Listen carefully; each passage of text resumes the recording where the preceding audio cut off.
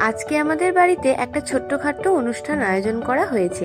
তার জন্য বাবা সেই ভোরবেলা গিয়ে এত বড় একটা ভেটকি মাছ কিনে এনেছে। তাই সকাল সকাল আর দেরি না করে ভেটকি মাছটা কাটাতে নিয়ে চলে এসেছি।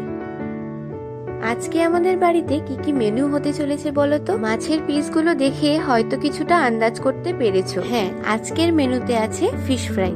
অনুষ্ঠান বড় হোক বা ছোট, এনাকে কিন্তু বাদ দিলে চলে না। দেখো, মাছের পিসগুলো বাড়িতে নিয়ে এসে ভালো করে মশলাপাতি মাখিয়ে বিস্কুটের গুঁড়ো দিয়ে ভালো করে কোট করে নেওয়া হচ্ছে।